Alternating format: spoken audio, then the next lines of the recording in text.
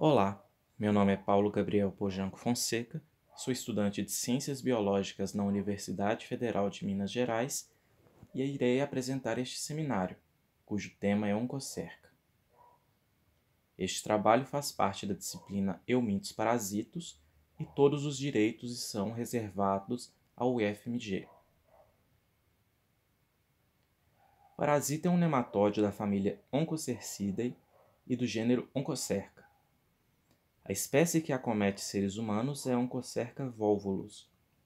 Existem outras espécies do gênero que parasitam outros animais, como gado, cavalos, cervídeos e diversos outros, porém elas não serão abordadas nesta apresentação. Aqui temos micrografias e fotografias dos vermes adultos. A espécie Onchocerca volvulus é dioica, ou seja, possui diferenciação entre indivíduos machos e fêmeas, e é vivípara, com 4 estádios larvais. As microfilárias costumam ter cerca de 300 micrômetros e os vermes adultos apresentam dimorfismo sexual, com os machos tendo entre 2 e 3 centímetros e as fêmeas sendo muito maiores, tendo em média 50 centímetros. Há, porém, registros de fêmeas alcançando 70 centímetros. Os adultos podem viver entre 10 e 15 anos no hospedeiro, e as fêmeas adultas podem chegar a liberar mais de 1000 microfilárias por dia. Nesta imagem, é possível ver um corte histológico no qual se observam inúmeras microfilárias no útero de uma fêmea adulta. Aqui temos um esquema de uma fêmea adulta e dos estágios de desenvolvimento dos filhotes dentro dela.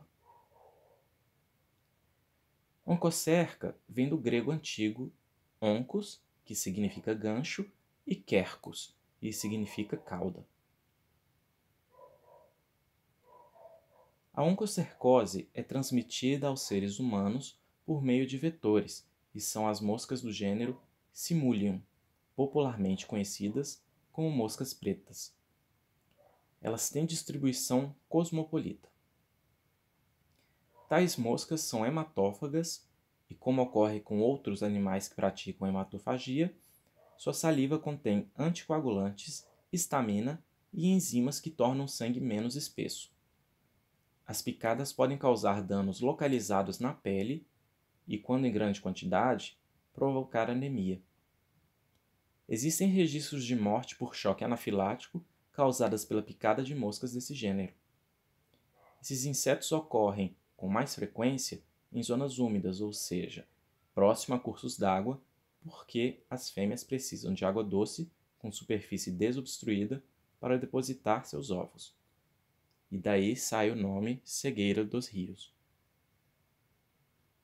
As espécies responsáveis pela transmissão da oncocercose variam conforme o continente. Na África temos o Simulium danosum e o Simulium naeve. Na América Central temos o S. callidum e o S. metallicum. E por fim, na América do Sul, o S. ocraceum.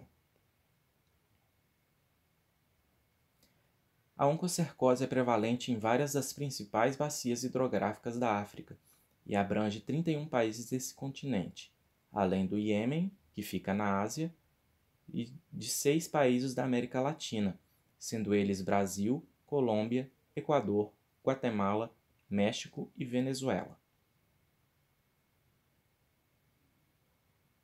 A doença surgiu na África e foi exportada para as Américas e outras regiões por meio do tráfico de escravos.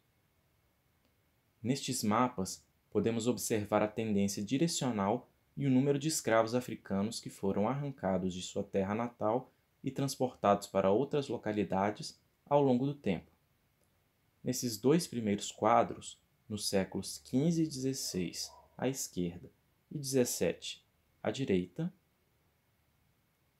e nesses dois últimos, séculos XVIII e XIX, respectivamente.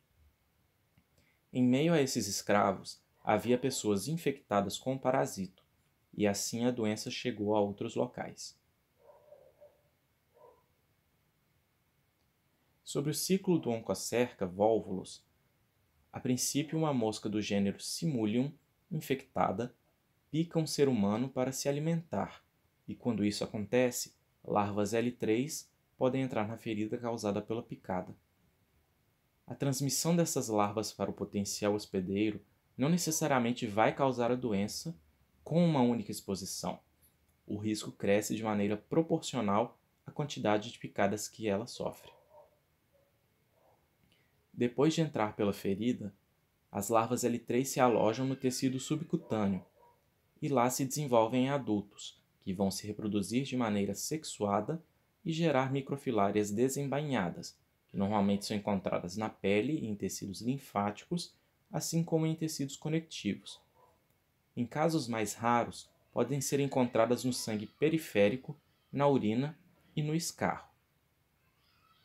Depois disso, uma mosca, ao se alimentar do sangue da pessoa infectada, ingere as microfilárias que estavam nas camadas mais superficiais da pele. Essas microfilárias vão penetrar no intestino médio da mosca e de lá vão migrar para os músculos torácicos. Nos músculos torácicos, elas irão se transformar em larvas L1, progredindo até se tornarem larvas L3. As larvas L3 migram para a cabeça e para o aparelho bucal da mosca, e quando essa for se alimentar novamente, o ciclo se completa. Após cerca de um ano desde a infecção, os vermes que estão se tornando adultos vão causando encapsulação reativa da parte do organismo, e isso dá origem aos nódulos palpáveis que são visíveis na pele. A produção das microfilárias, decorrente da reprodução dos adultos, causa sintomas mais graves, sendo eles a reação do sistema imunológico à sua presença no sangue e na linfa, o que provoca coceira e vermelhidão, perda da elasticidade da pele, despigmentação e surgimento das pápulas. Além disso, ocorre adenopatia, que é um inchaço dos gânglios, e febre. Na figura 13, vemos dois desses nódulos no couro cabeludo de uma criança. Na figura 14, observa-se o que é chamado popularmente de pele de lagarto, que é causada pelo ressecamento e pela perda de elasticidade da pele.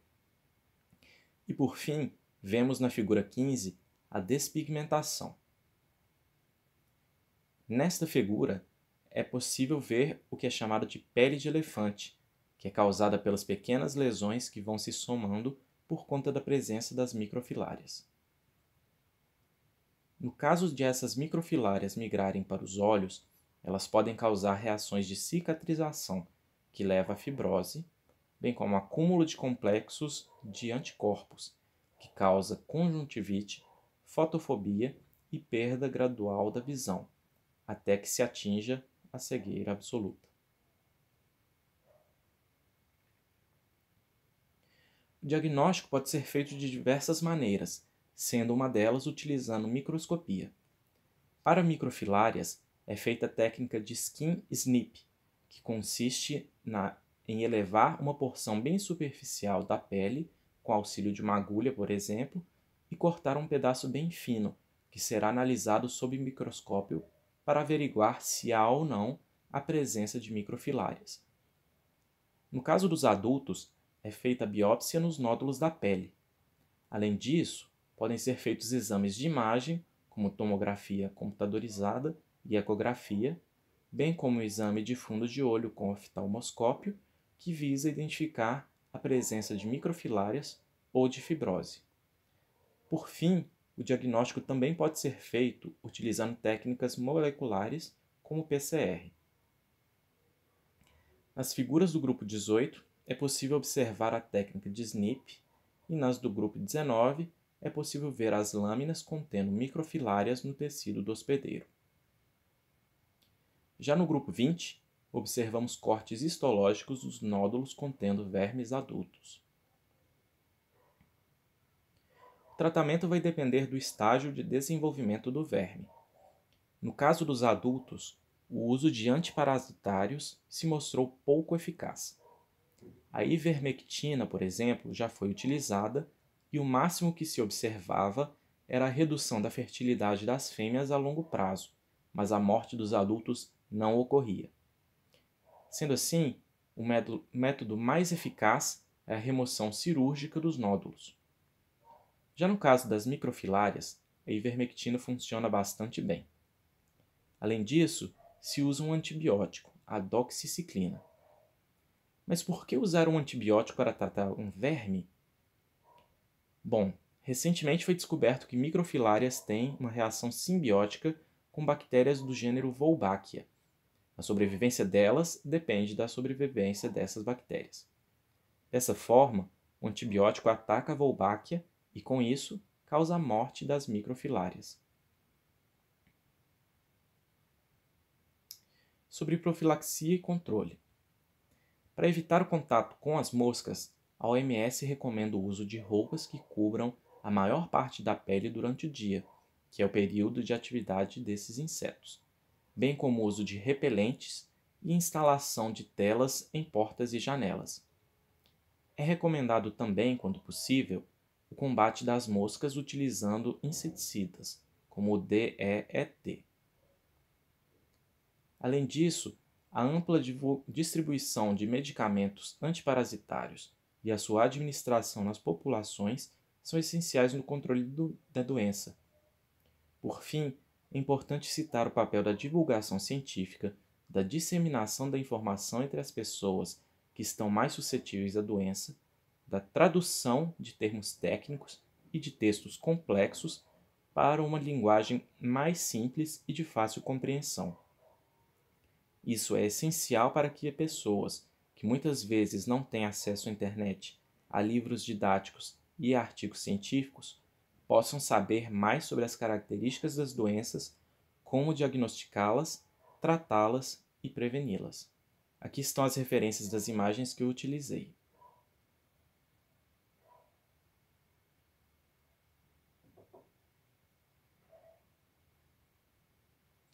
Muito obrigado pela atenção de todos e até a próxima.